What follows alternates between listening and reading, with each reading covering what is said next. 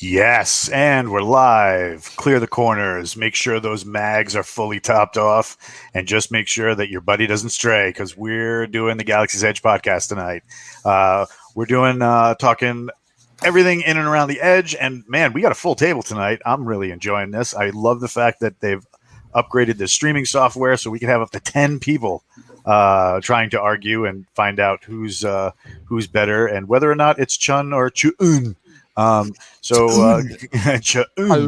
going around the table, we're going to start with Mr. J.R. Handley, who might have written a book or once. Hey. How you doing today? Oh, my God, that was anticlimactic. All that build-up. I was expecting an outstanding. Yeah. I was going to say out freaking standing, but I wanted to not make it a meme and mix it up a little bit. I'm upset with you. All right, I'll do better next time. Yeah, well, no, hold on. We're going to have to start all over again. I don't know if I can handle Always that. wanted room for rest. Let me introduce you. DO505 Dadger, how are you doing, man? You like that, huh? Yeah. You know, that's because I have made more than my share of dad jokes today, so this is my penalty. So I lost a bet. So speaking of losing a bet, we have Dark Ops 0117. Daniel, what's going on? Long day, but it's okay. We're here. We're here. Somewhere in the midst of the land where everything wants you dead, we have And it's on fire. And it's on fire. What is going on, ladies and gents, boys and girls, mates and matettes? How yous all doing? That one I understood, and I feel mildly afraid. We have Dark Ops 425, a rookie, and Dark Ops 188, Maeve, his battle buddy. I thought you were talking about me for a second when you were saying in the land of everything that wants to kill us. It's gotten pretty cold here. Plus, I recently had to get a flu shot for work, so if I sound nasally, I'm sorry. Well, we'll try not to judge. Dark Ops 91, Archangel with the coolest haircut in the business. What's up, fellas? And Dark Ops 169, Moggs. Did the Aussie say use? Use mate.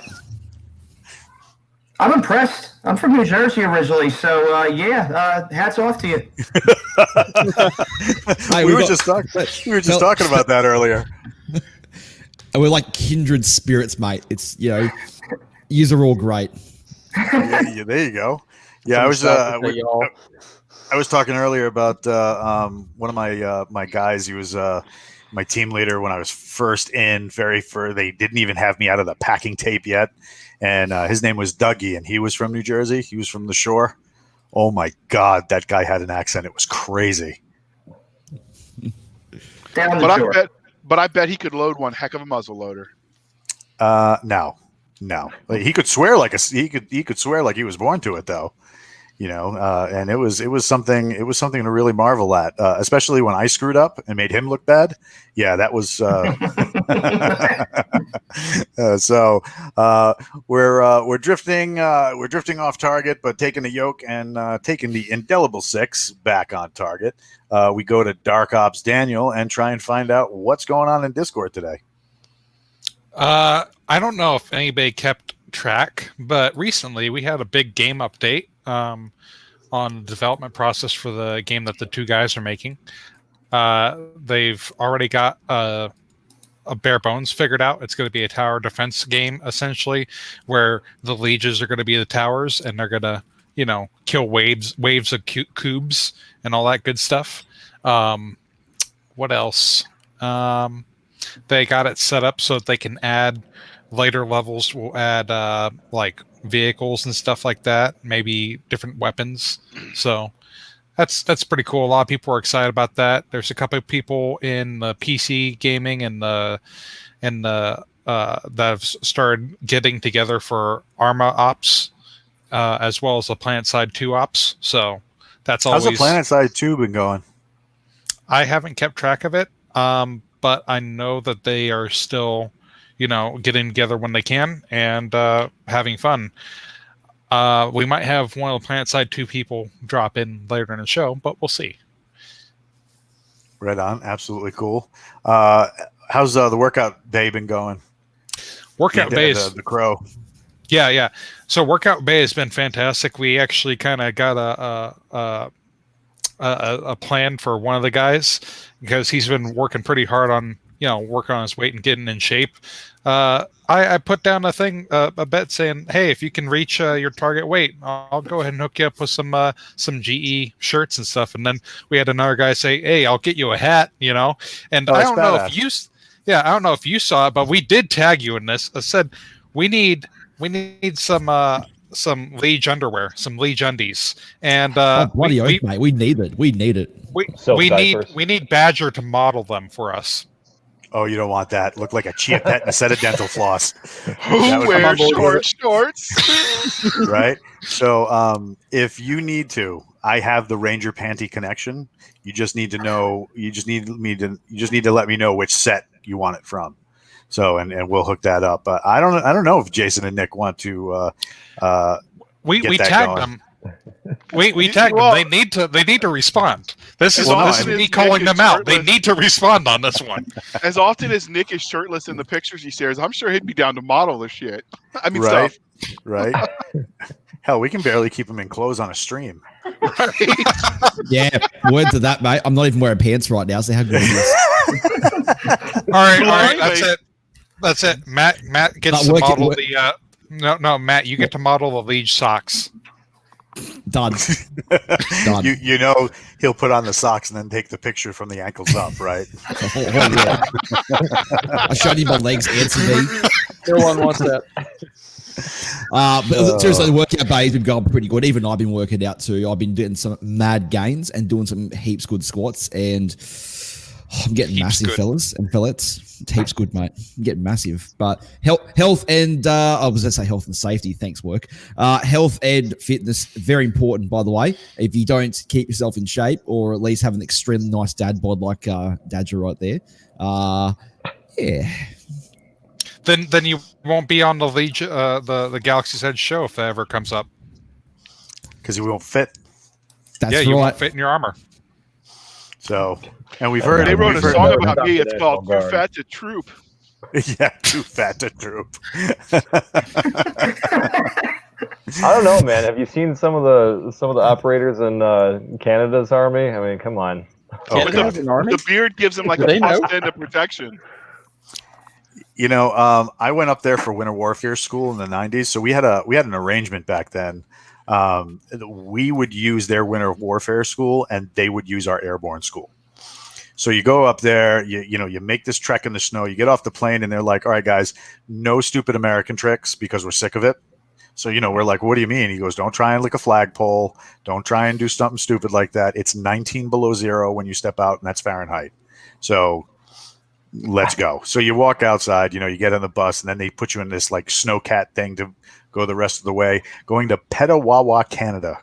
Right? You get out, you drop a bunch of your gear, and you have this master corporal come up, and he's like, all right, gents, here's the thing. There are very strict rules here in the Canadian Army, in the Winter Warfare School, and you will adhere to all of them. So here we go. On Monday, we are depressed, so we drink. On Tuesday, it's not Monday, but it's still bad, so we drink. On Wednesday, it's the middle of the week, which is equidistant from suck and fuck, so we drink. On Thursday, it's almost Friday. We get excited. We drink. On Friday, it's Friday. We drink. On Saturday, we're kind of coming down, but not really, so we drink. And then on Sunday, we take a break because everybody's liver needs a break. And on Monday, the whole vicious cycle starts all over again. He goes, Are you sure you're not talking about Australia? Right? He goes, now who cannot accommodate these rules? And I raised my hand and he goes, oh God, there's always one. Why? I went, I don't drink. He goes, you're driving. I was like, okay. So yeah, that was my intro to the Canadian Army. See, Dad, why do you think us troops always drink at every possible opportunity? So we only get shafted into shit driving jobs and into driving around some bloody 3-star just for the whole day. I'm not driving drunk sergeants home on a Friday night because I have a bus license. Hell with that. I'm getting absolutely munted, mate. To hell with doing those driving shit. That's fantastic. I am going to take munted and put it in giant letters across the back of a t-shirt. It's going to be amazing. I'll buy it. I'll buy 10 of them. So speaking of t-shirts that are amazing, we have Dark Ops 91 Archangel, who is our featured insider today. Although we might need two because I don't know if Moggs, have we met before? You look very familiar. I've been in the Discord and on the Facebook. I'm Chris the Note. That's the so I think I've popped in under both names a couple of times. All right, so we But might have a double feature. Yeah, have you What's been that? on the podcast before? No, I haven't been on yet. All Okay, right, we yeah. might have Then the red section in the notes. Keep an eye on that because you're going to get hit with those same questions. Double So, feature. This is exciting. Archangel. Who are you, and what's on your wanted poster? Hi, I'm Archangel. My wanted poster would probably be me for it's a toss up, either a decent exposure or firing a machine gun into the air while overly excited. I love both. Fun. Okay, continue. I have been a huge fan since the first book came out. 1977. Yeah, the very first book, first print. But I haven't been on Facebook a super long time. I decided to find out if there was a Facebook fan page, and now here I am with all you people. Degenerates. Us odd people. So, are you green? Do you work in the service? No, I got out in 2016 and I was blue. Oh, well, we don't judge. So you guys are really good for giving us a ride. And every time I needed something dropped on somebody I didn't like, we would point a laser, and you guys were really fun to work Fellow with. Air Force. Heck yeah, Right on. man. The only downside with working with other services as it stands is the worst part is probably cleaning the lick marks off all the windows. Guilty, Go through a lot of Windex. right? So in 1994, do you know what a proficiency jump is? Have you ever heard of that? I have. So for those who don't know, when you're on parachute or paratrooper status, when you're on jump status, it's considered a hazardous duty option in the military. So because of that, they give you extra money in your paycheck every month to compensate on that. I think it was like $1.20 or something. I don't know. It was more than that, but it's But this is whatever. talking Great Depression era, so I mean, Yes. that money It was went like a long way. right when they invented $2,000 airplanes. now. At $2,000. Wait, a whole $1.20? Like now? No, that was equivalent now. Oh yeah. Inflation. You know, we were our op tempo was up one year, and we had a lot of stuff going on, so we didn't really jump a lot. So they said, hey, you know, you guys are going to be short, so why don't you get a proficiency? We'll find you a seat. So we get a ride with the combat control, and those guys were hysterical. So they're very serious. They're like, all right, we're going to be doing a mission. You guys can tag along. If you want to partake, we can issue you weapons, blah, blah, blah, blah, blah. Very important. Anytime we jump with another service, we always use an inter-service identifier so that we know that you can or cannot be, interjected into the mission. So here we go. You need to wear these at all times. And then they duct taped mop heads to our helmets. So we looked like parachuting Rastafarians. It was the silliest thing. Especially when you're in the plane. Controls meant to do. What's that? What else are the combat controls and their crew meant to do?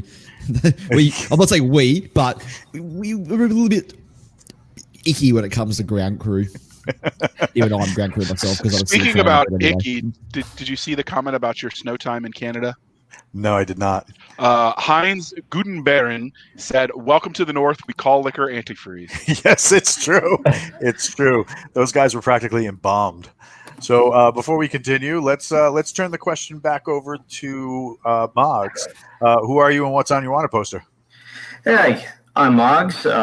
Actually, it's an acronym. It's a call sign I picked up in the Air Force, weapons school grad. So I got that. But when I was in Korea.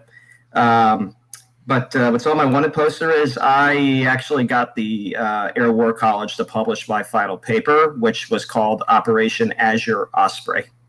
And I'll just let you think about that for a second. And 3 years later, no one but one person has figured it out. And they've still got it up on their website. Oh, that's not right. But hysterical all the same. That's fucking great. So the wanted poster is when the general discovers it and goes, "Get him." Yeah. Let's see, what are they going to do? Send me to Iraq? Right. I mean, I call that Tuesday. So back to Archangel. How'd you get into GE? My brother put me on to Audible, so I was going through a bunch of books. I was listening to zombie books, and it just the first double release came up in my recommended. I said that looks pretty cool, and it sat in my library for like a month. And I finally got around to listening to it, and I was like, I have no idea what's going on, but the galaxy's a dumpster fire. I'm hooked. I'm in it, and I listened to it when I was a mechanic at work, just every day, all day. That's how I passed the day. And then, lo and behold, I've listened to it more times than I'm proud to admit. Right. All of them. So that being said, when you were, doing mechanic work and listening to the show, to the audiobooks, when you got home, did you ever have extra nuts or bolts in your pocket? No, but I had. There was a long pause there. I probably had more burns on my clothes from welding, just from not paying attention. Oh my God! They dusted that cube right in the out. Jesus, that's hot. I legitimately have a hole in one of my hoodies in the pocket from just not paying attention while grinding something in a vise, and the sparks lit it on fire because I wasn't even paying attention. I think I was on like part 3. I was listening to it, and I just went, "Oh crap!" Paused it real quick, smacked myself a bunch to put the fire out, and then was really pissed off because I really liked that hoodie. Just send I Jason could and just Nick picture the bill. Masters did what to that Tenarian? Yeah, right. He's sitting there grinding, just catches on fire. Coworkers are like, "You think he's gonna notice? Give him a minute." Hey man, are you okay? Because you're on fire.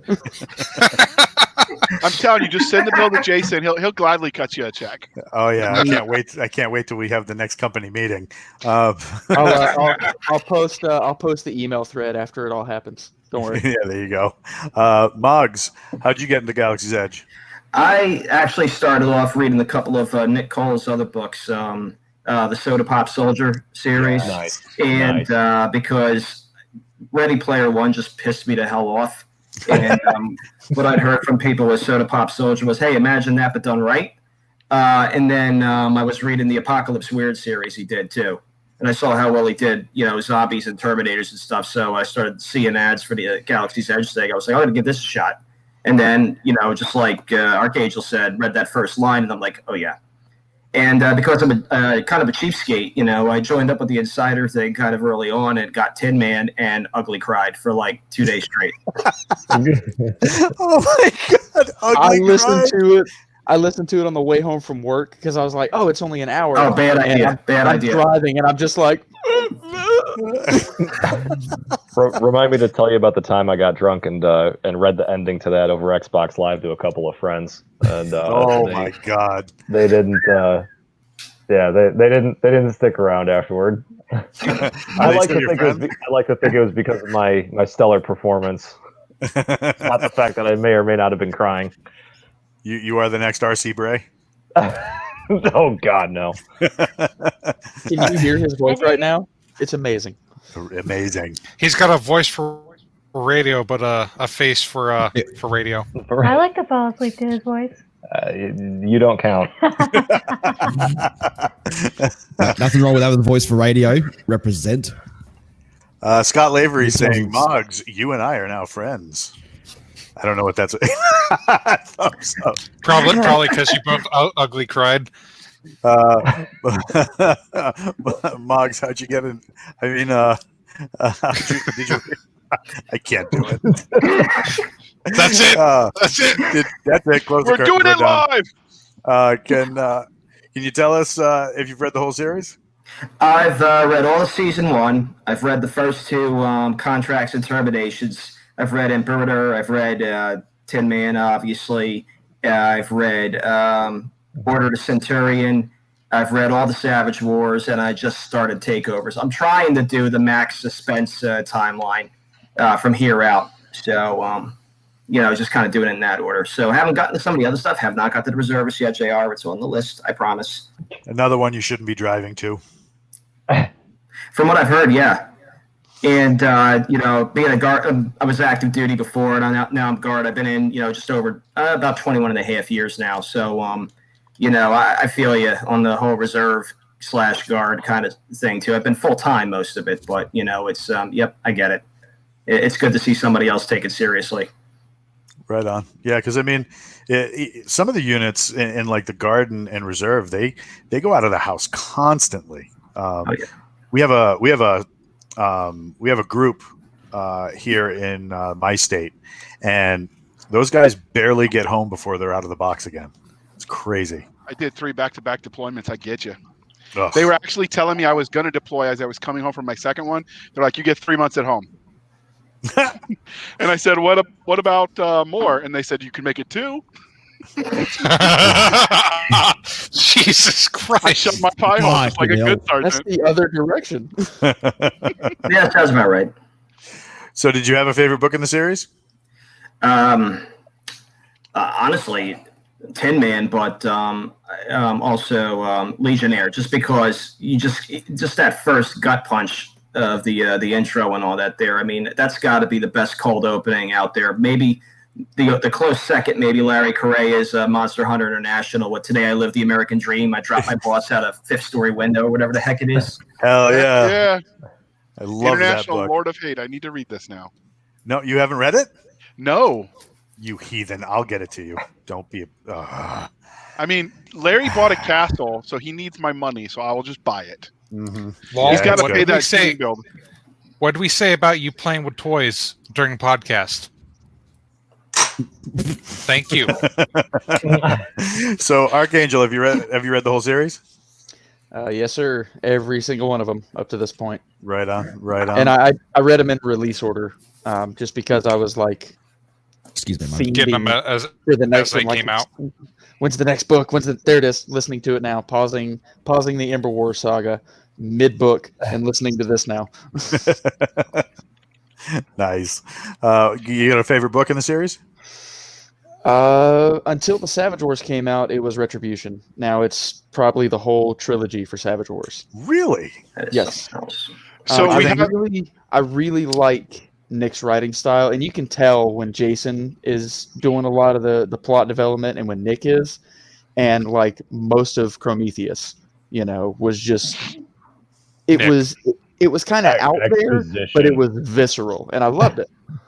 That's one man who did way too much LSD in the 60s and 70s. So we have a new picture? Yeah, Dan, we have a new rule. Every time we catch Walt playing with his toys, Ingram Matt, Dangerous Dips, has to drink a Foster's.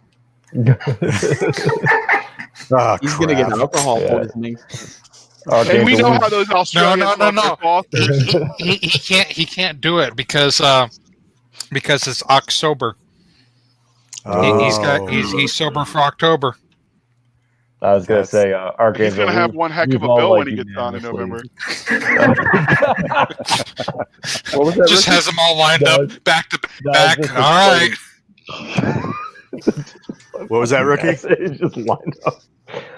No, I was gonna say, I was explaining that, like, yeah, we've all kind of agreed that like Nick is like the master of exposition when it comes to these things, and then it's like, at like some points we kind of agreed that we're like, maybe he's dragging on a little bit too long, but then he throws in one of those like really just blunt lines where you're like, holy shit, like refocuses you on it. It's great. Yeah, like in Gods when he's talking about like won't go into it.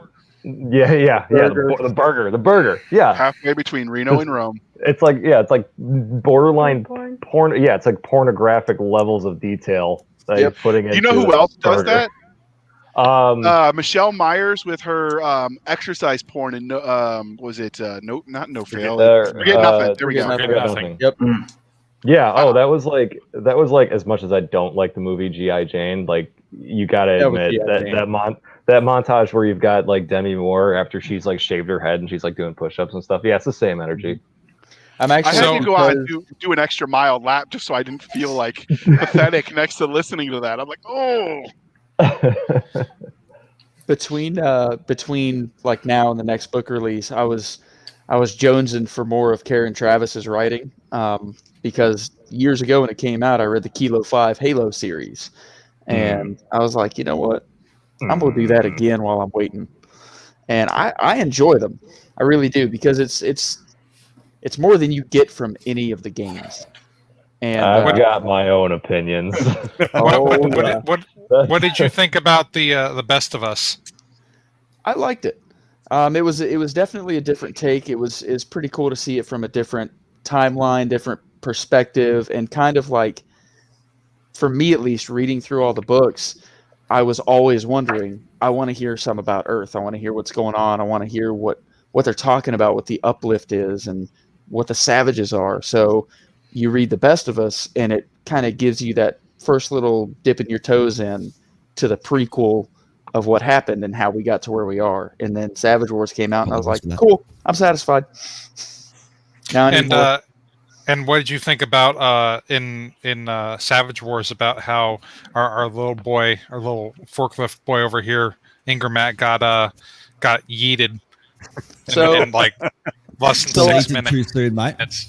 So I actually, I didn't put it together at first because at the time I hadn't been paying attention to Facebook or whatever, and he would always post the crazy guns or the cursed gun images, and it was great. Terrible Tuesday or whatever. And I read through the book and listened to it and everything, and I was like, that sounds really familiar. And then the next day, he posted more cursed gun images, and I was like, oh, yeah, Colonel, Major Dibble, I'm taking too soon, mate. What I liked was whoever posted that tactical musket. I actually want one of those now. That was me. That was awesome. All right, Badger. Back to the script. Blunt force segue. Yeah, I could pull it. Hold on, just in case you didn't know, real quick, we got Scott Lavery sharing in the chat that it looks like Legionnaire is free right now, and so if you haven't got the audiobook, if you've already got it, get them now would be a good time. And after that, only $1.99 to get the audio. Oh, that's dope. That's awesome. Pretty good deal. Hell yeah! So going back to the boys, we'll start with Moggs. Who is your favorite character?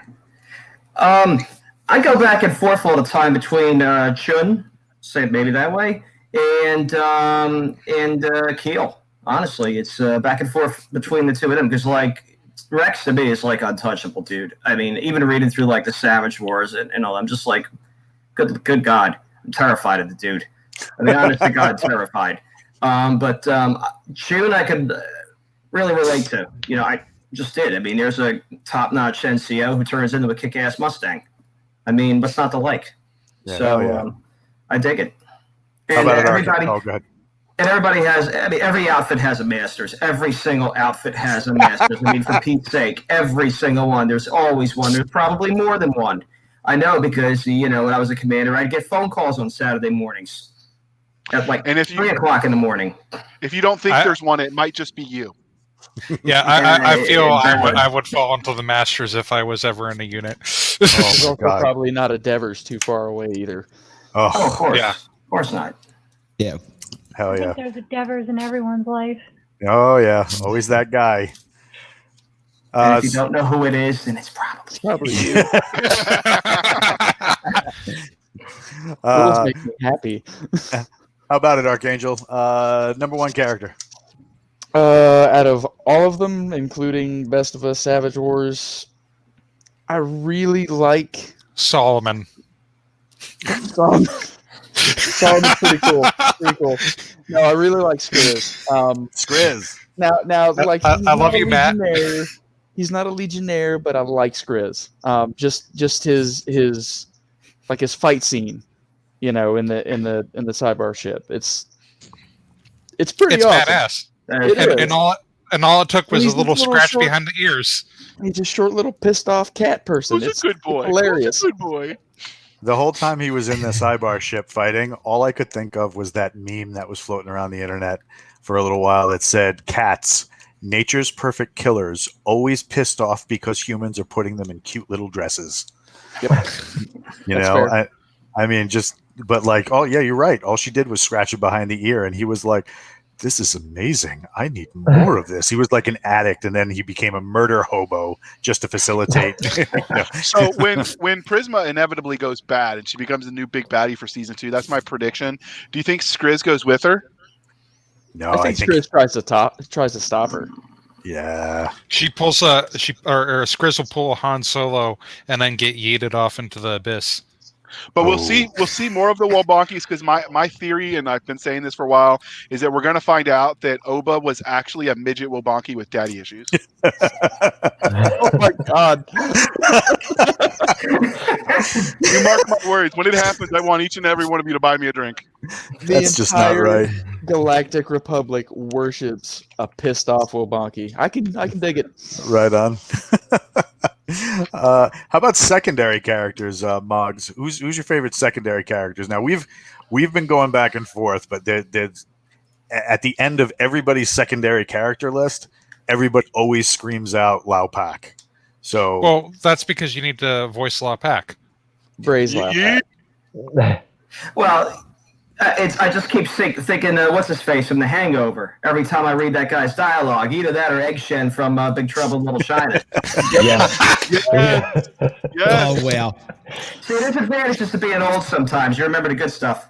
you're right. But did you die? That is I the miss best Egg line Shen. ever. Oh my God! How about it, Archangel? Favorite secondary character? He's kind of a main, but he has some secondary roles, and I like Cap Owens. Really like him. Right on. Whoops. He's just It's all right, He's- Matt. We he's don't judge. hardcore. Nice tabs. Oh, thanks, Yeah. mate. Learn Stream deck. your hotkeys, man. Actually, my keys are like too close together. So when I push Control, I'm trying to do some editing. I hit G5 and it went straight to my other window. That's it. You got to drink another Foster's. Next one is the foot cam. So while we're We know on you secondary have one. No, characters, that's OnlyFans. That's OnlyFans. Damn right, brother. so while we're on secondary characters and running away from Matt's feet, Sparta, how about a favorite secondary character? Owen. Gotta be Owen. Owen? Yeah. Right on. What, That was- wait, that was wait, wait. my What favorite. was Archangel's one? I didn't catch it. Owens. Okay. It's a good one. Yeah, Hogan. 'cause I mean, only real leeches can wear your sunglasses inside of your bucket. But going back to like the insider thing, you guys don't have to answer this last one if you don't want to. We'll start with Archangel. What do you do outside of the Galaxy's Edge community? What kind of hobbies you into? What do you do for a profession? Profession, I cut concrete, Nice. which sucks. It But sounds keeps very me in mob shape. related. It keeps me in shape, keeps my girlish figure. Hobbies, video games, shooting, mostly outside stuff and hanging out with my kid. Right on. In the private chat, J.R. Hanley suggested you were probably a male Chippendale dancer. Oh my So- God, I'm flattered. No, I'm just going to shut up before it gets worse. How about it, Moggs? What do you do outside? Like I said, I'm on an active duty tour now for a couple more years. Still doing that down in the Florida Panhandle. Let's just say we're doing a lot of stuff involved with wildfire fighting and hurricanes and stuff like that. What are you down So- at Egland? Tyndall. Okay, yep. Yeah, so not too far away. It's good work, man. I dig it. Second time being down here. Hobbies, trying to get a little bit of a writing career going too. Right on. Had a short story that I co-authored with my wife. It was in Bane Antho in the Freehold universe, Mike Williamson's Freehold universe. Congrats. This came out. Yeah, it was awesome. And we got another one coming out hopefully this year or early next year. So that's 2 shorts with Bane, and did my first solo back in May of this year about the Space Force, believe it or not, of all things. Really? Was that an anthology? It is. It's Antho out by Midland Scribes. It's called Space Force Building the Legacy. It's supposed to be like the first 100 years of the new service. And we took a little bit of a tongue-in-cheek approach to it. So my story was called Frickin' Guard Guys. Spaceballs! As a guard guy, I'm fine with that. Yeah. Yeah, if you can't laugh at yourself, you know what I mean? Absolutely. Exactly. I was with an engineering unit at the end there. We laughed a lot at ourselves. What we want from you, Moggs, is once you get the clearance, we want you to tell us what's at Area 51. I'm just saying. You can't stop all of us. You guys already wrote about that. You guys already figured it out. I saw the Antho. I've got it. I'm working my way through it right now. That was a fun anthology. That really was. Walt had a good one there. There was a lot of good stuff in there. I'm going to do what I do best and do my blunt force segue. And we're going to do a couple updates because that's where we're at. That's where we're jamming. We had a lot of requests and questions coming out about the role playing game. So if you're into tabletop role playing games, the writing is pretty much done. It's pretty much assembled and ready to go. It was play tested 3 times. You can find those on the official Galaxy's Edge YouTube channel. If you look up Operation Raven Spear, it comes right up. And I'm trying not to read the general document that we do to keep ourselves on track during this show because people are into some shenanigans. I would never do such a thing. Hold on, I don't know what you're talking about. Keep that right there. Don't you dare move that. Right. So right now, this is what we're seeing. Right. Oh, it went away. Damn it. There we go. Hold on. Add to stream. Come on. This is what we're dealing with, ladies and gentlemen.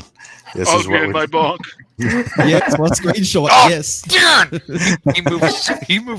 He moves so quick. It's true. That's what happens when you're an angry midget. As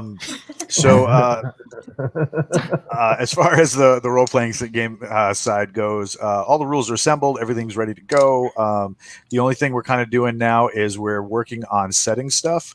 So per Jason and Nick and kind of like their feelings on the whole deal, and based on my experience working in the industry since the early 2000s. One of the most dangerous things you can do with a role playing game attached to an ongoing property is put either too little information in or too much information. So if you put too little because you don't want to spoil the story for people who want to read it, there's not enough stuff there for people to explore, and it doesn't really go anywhere. Nobody's really into it. Nice upgrade on that picture, by the way, Daniel. If you put too much in and people get the role-playing game and they want to read the novels because they enjoy the game so much, a lot of stuff gets spoiled. So you gotta try and find a balance, and the way to balance that is you'll have equipment and stories able to be played in 2 eras.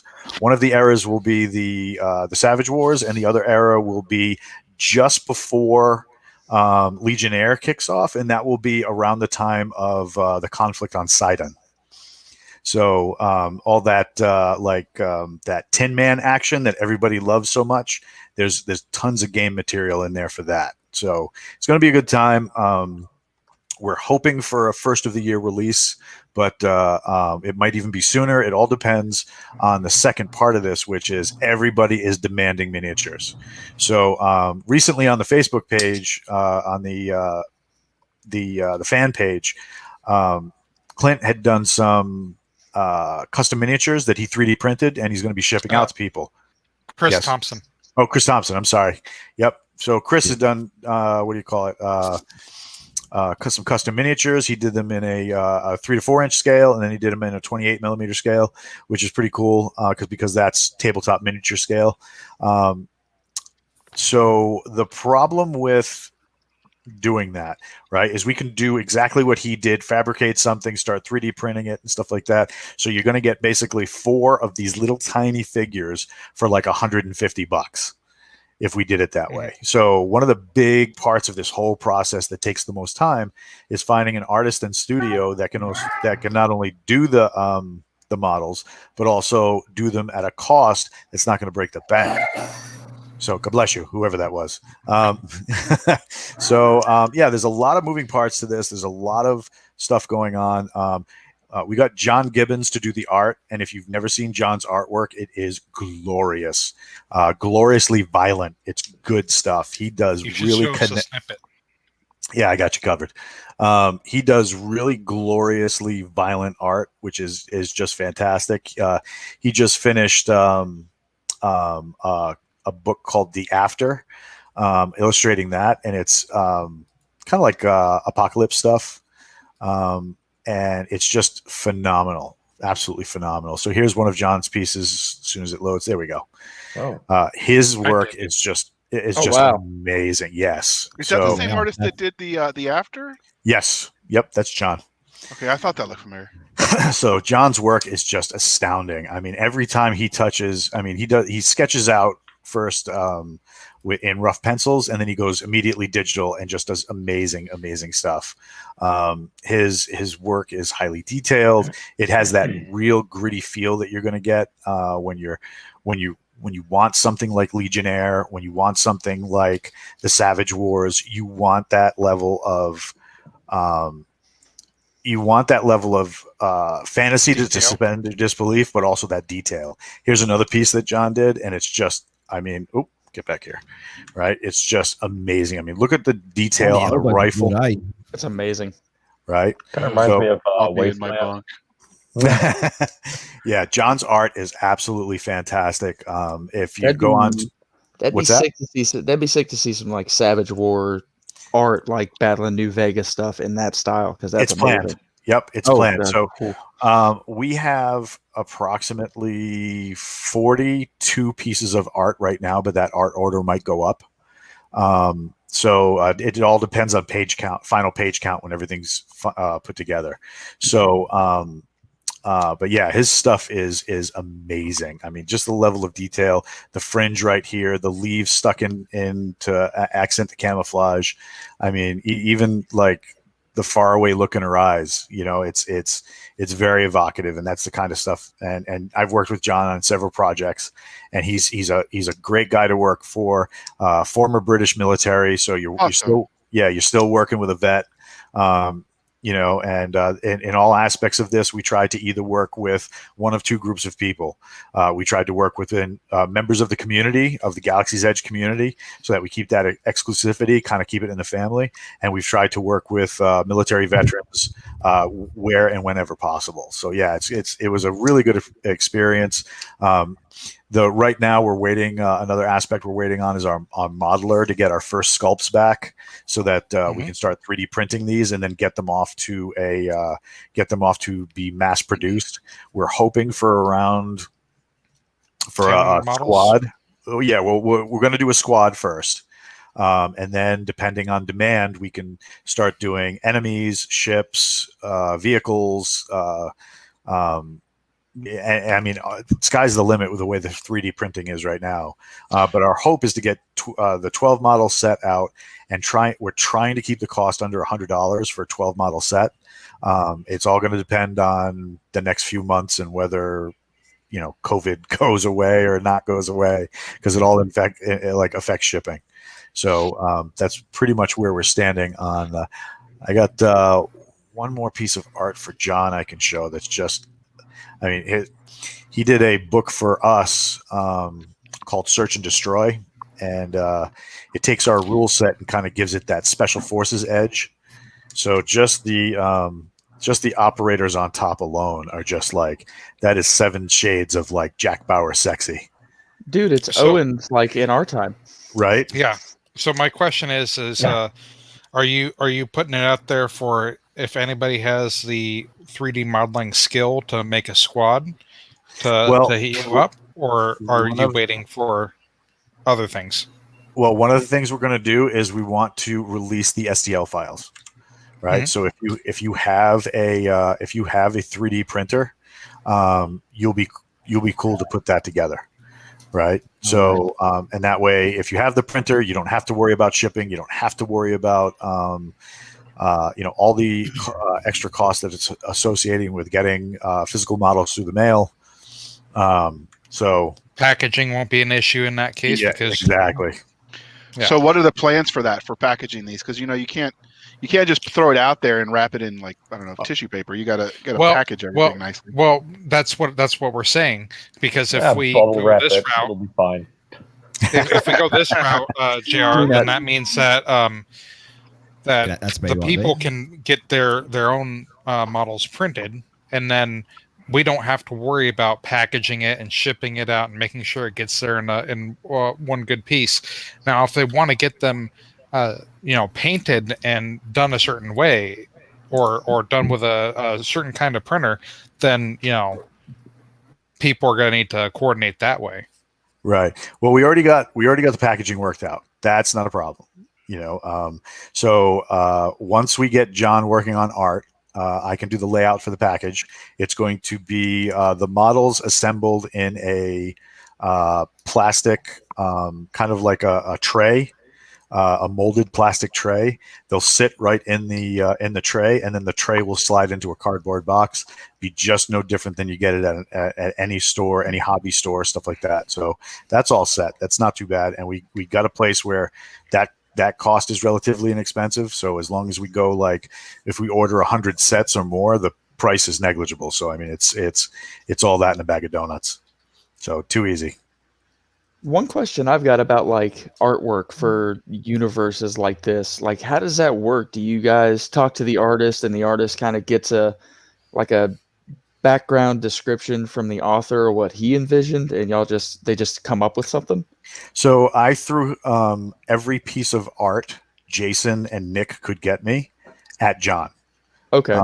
And then I was like, I just sent you something in the mail. And he, a couple days later, he's like, I'm not going to do his British accent because he's got his British accent is very particular.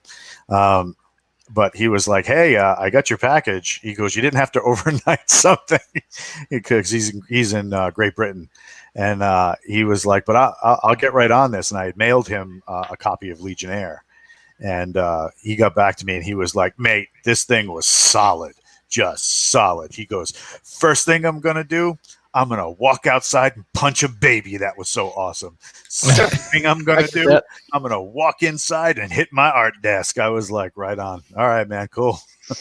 Yeah, because I would love to see like a huge poster like on my wall or something of like the Mercutio over Kublar or something like that. That'd be just awesome. And he's got the skill set for it, right? Because in the book he did, the After, it has that style of artwork in it where they have like ships and stuff like that. And he's done tons and tons of artwork like that. So, well, that last picture you showed there looked like an entire 80s action movie in one page. Right? Nick and Jason, we need to get flags made so that I can replace this pirate flag with a GE flag. Yeah. We get like posters and flags. I mean, come on. And more patches. Oh, yeah, I was about to say patches. Yeah, everybody's about the patches. You want patches? I could just stick it patches. They're not like they're not official GE. Like it's from First Spear Tactical.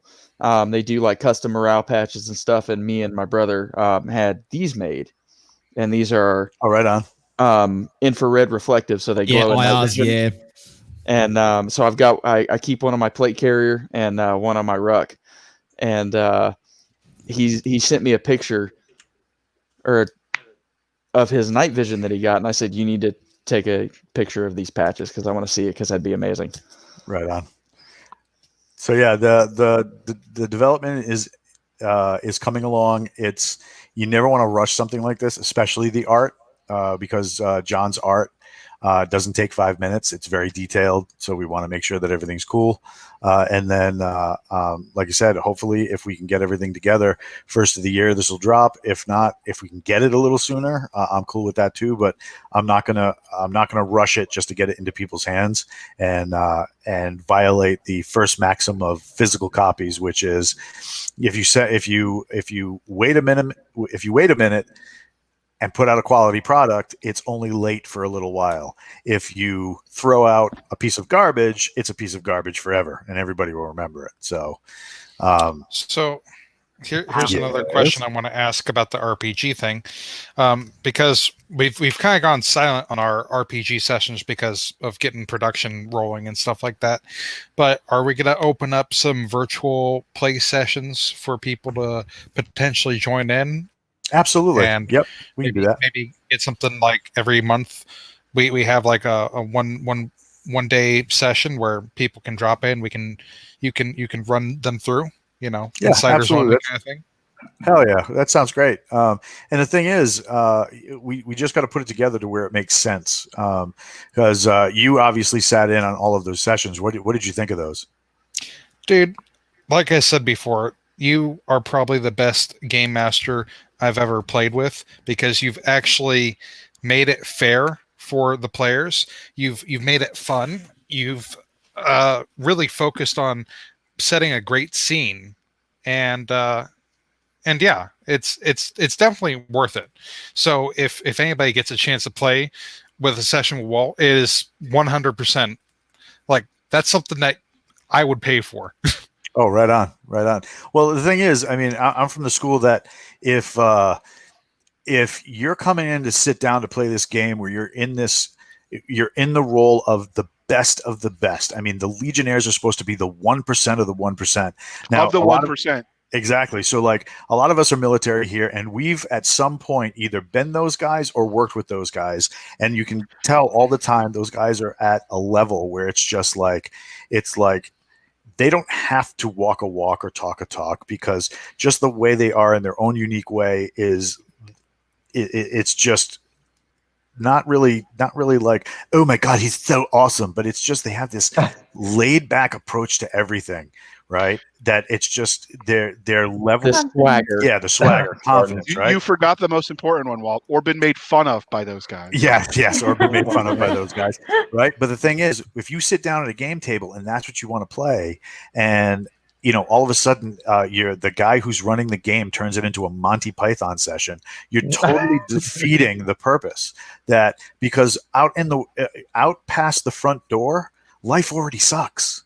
We don't need to have that. We need to have more things where you're strapping on Legionnaire armor and pulling out the VIPs from the hostage situation. You're doing a suborbital drop and feeling the buffet against your armor as you break through pieces of the stratosphere. I mean, all that stuff is exciting at the game table. When you're sitting there going, yes, I do believe you did not have the right modifier for that. I mean, it's like, all right, guy, slow your roll, drink a freaking Foster's and sit the foot down. The official drink of the Galaxy's Edge. and the best thing is that with your skill combined with the rule system that we got going so far, it's like the perfect ecosystem for that. Right. You've got a great story to go with it, and a great system that's easy to pick up and easy to learn. And hell, what is it? It only takes like a pack of D6 and you're good. Yeah.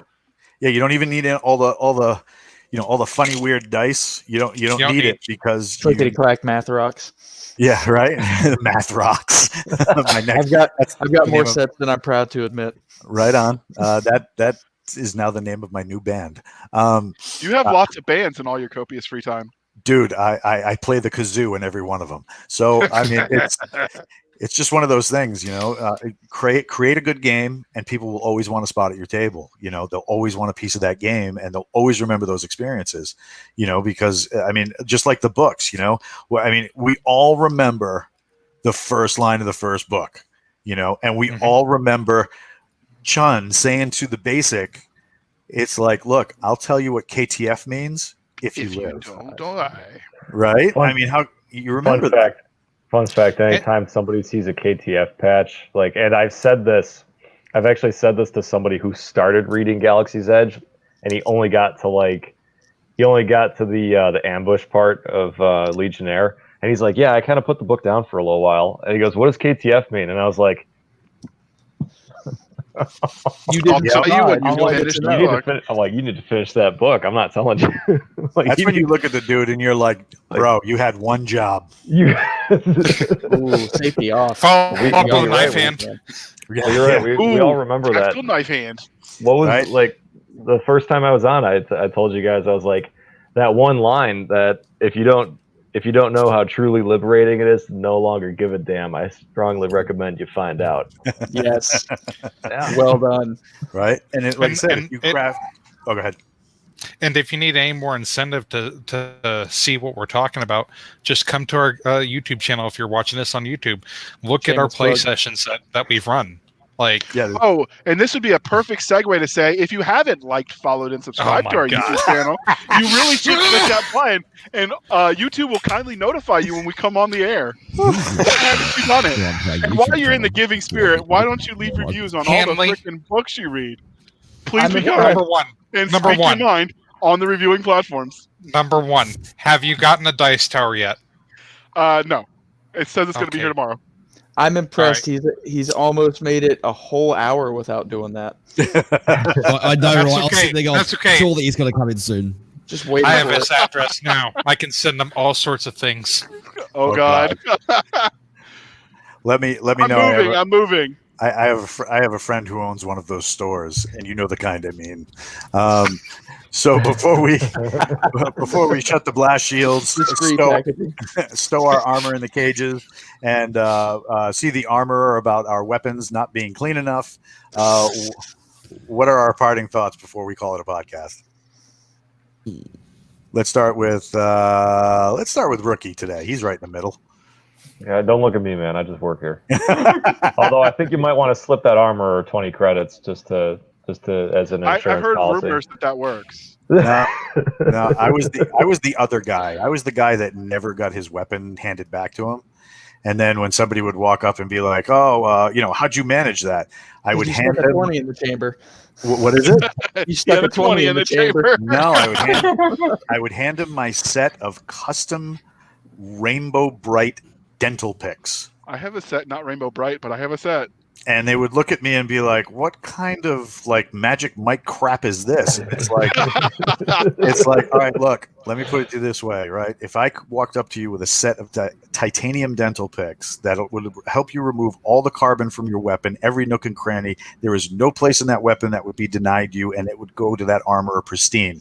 Would those tools make it back to me or into your pocket? He was like, "Okay, I see your point." I said, "Now, if I hand you a dental pick that has a giant strawberry shortcake on the handle, how long are you going to be seen sitting down with that particular implement, and how long is it going to take you to actually clean that weapon?" He goes, "Yeah, but you do it." And I said, "But everybody knows that if they start making fun of me, I'm going to punch him in the mouth." He was like, he goes, "Okay, yeah, that's probably why you're not in charge of the place. All right, I'll clean my weapon with your stupid dental picks." So... The other trick was that if you just waited them out, everybody wants to go home eventually. So take your time, clean it right, and you're generally speaking avoiding all the shit details. Now we know why JR is no longer in the military. Yes, because he was sitting there. You're taking this. It's dirty. It's been dragged in the mud, but you're taking this. Do you want to go home or not? So how about it? Since they're all scared, Moggs, take us out of here. What? Give us a parting thought. Something we can end the show on. Pull the trigger and shut the lights off. Who asked the police to range for charge packs? That is fantastic. I love that. JR. It's JR. It's got to be JR. That's right, yeah. Yep, he'd be definitely the one in charge of the police call on the Galaxy's Edge podcast. We want to thank everybody for coming out. Thanks to our insiders who, keep the lights on with that extra little bit of boost to get the signal out there. Jason and Nick appreciate it and try to do their best by getting us books well ahead of their publishing schedule. If you get a chance, stop over to the fan club, give some love over there, let everybody know exactly how you feel, good or bad, about Galaxy's Edge, and do the same on Discord so that way we can hopefully keep Daniel and Matt gainfully employed in that endeavor so they stop posting meme pics of my face. We really appreciate you guys coming. Doesn't matter what happens, mate. It's going to happen no matter what. It's unstoppable. It's the train that never ends, mate. The ride. Right on. Why stop showing my face? Don't worry about it. I've got a whole folder dedicated to that. Right on. You're going to show it eventually. Yeah. We'll catch you next time on the Galaxy's Edge podcast.